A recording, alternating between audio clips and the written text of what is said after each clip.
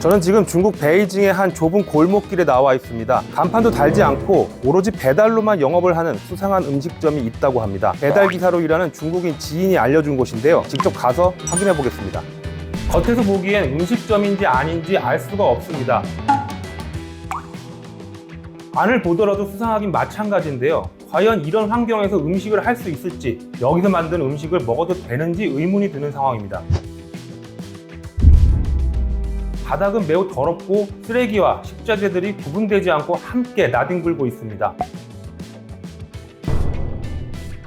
배달 전문 온라인 플랫폼에서 검색을 해보면 신선한 고기를 이용한 꼬치구이를 만들어 배달한다고 소개가 돼 있습니다. 음식을 주문하려는 사람들은 얼마나 비위생적인 환경에서 음식이 만들어지고 있는지 알 수가 없는 거죠.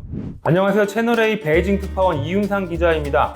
중국은 말 그대로 배달 천국이라고 불립니다. 수많은 배달 기사들이 오토바이를 몰고 도로를 누비며 집 앞까지 배달을 하게 되는데요. 그러다 보니 식당의 위생 상태, 조리 환경이 어떤지 직접 눈으로 볼 수 있는 게 바로 배달 기사들입니다. 배달 기사들 사이에서 식당 위생 상태에 대한 의견들이 모아지기도 하는데요. 앞서 보여드린 더러운 식당도 배달 기사인 지인이 최악의 위생이라고 알려준 곳입니다. 오늘 특파원 토크 특톡에선 중국 배달 기사들도 꺼리는 음식의 종류와 중국의 배달 문화에 대해 소개해 보려고 합니다. 먼저 중국 배달 기사들이 꺼리는 음식 중에 3위에 오른 음식이 있습니다. 뭘까요?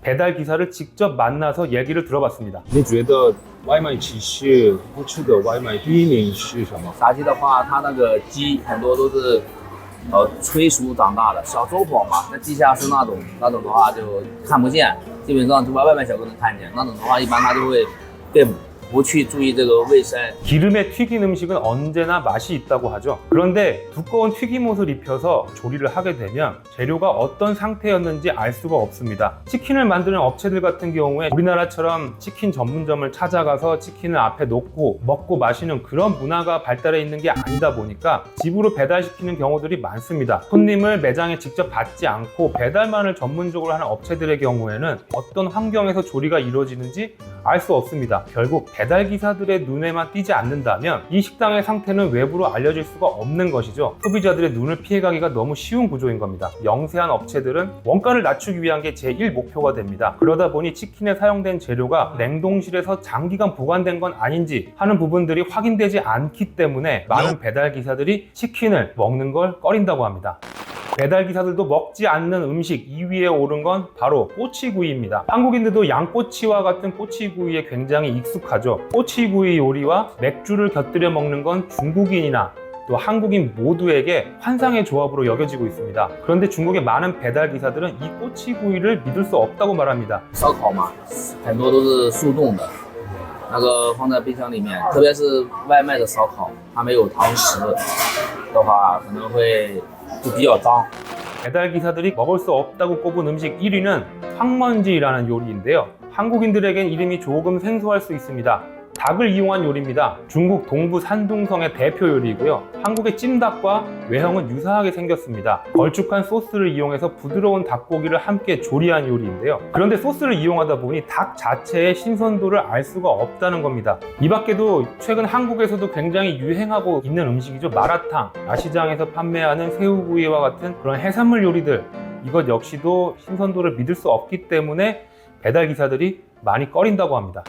지금까지는 중국 배달 문화에서의 어두운 부분을 먼저 짚어봤는데요. 대체 중국 배달 문화는 어떤 모습인지 소개해 보도록 하겠습니다. 중국은 식사, 생필품, 주류까지 사실상 담배를 제외하고 배달되지 않는 물건이 없습니다. 온라인 플랫폼에 접속해서 배달 주문을 넣기만 하면 30분 안에 집 앞까지 배달이 됩니다. 코로나19 사태 이후에 매출을 꺼리는 분위기가 확산되면서 배달에 의존해서 식사와 생필품들을 주문하는 일이 굉장히 많아졌습니다. 코로나 사태가 3년간 이어지다 보니까 그때 정착된 문화가 지금까지도 계속 이어지고 있는 모습도 보이고 있습니다. 현지 매체에 따르면 2008년 첫 배달 주문이 접수된 이후에 지금까지 온라인 배달 이용자 수는 5억 명이 넘는다고 합니다. 배달 시장 규모는 1조 2천억 위안, 우리 돈 약 229조 원 규모입니다. 배달업에 종사하는 사람 숫자는 1,300만 명이 넘는다고 하는데요. 중국 인구 100명 중 1명이 배달기사로 일하는 셈입니다. 최근엔 드론을 이용한 배달까지 시범적으로 실시되면서 배달 시장의 범위가 점점 넓어지고 있습니다. 여전히 배달 시장이 호황이다 보니까 배달업에 뛰어든 대기업도 추가로 늘어나게 됐는데요. 중국 도로 위를 달리는 배달 기사들의 모습을 보면 소속되어 있는 배달 업체의 색깔이 극명하게 드러납니다.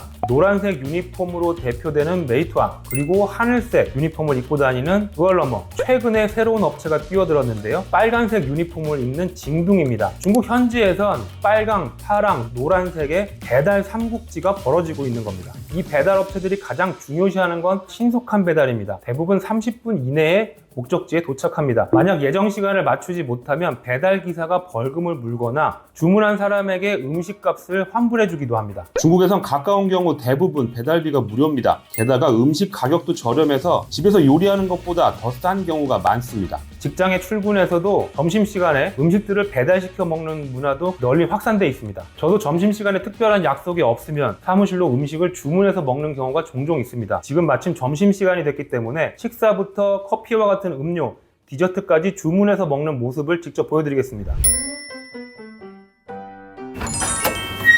왜요? 빠링알치? 对，这是802七。是9982的。 好的. 조금 전에 휴대전화 애플리케이션을 이용해서 주문한 음식들입니다. 방금 막 도착을 했는데요. 저희가 식당과 카페 총 4곳에서 배달을 시켰는데요. 아주 가까운 식당과 카페에서 주문을 했기 때문에 배달료는 모두 무료였습니다. 음식과 음료 가격은 모두 합쳐서 우리 돈 3만원가량이 들었습니다. 오늘은 안 되는 것 없이 모든 게 가능한 중국 배달 문화의 명암에 대해 소개해드렸습니다. 다음에 또 재미있는 중국 이야기로 다시 찾아오겠습니다. 안녕.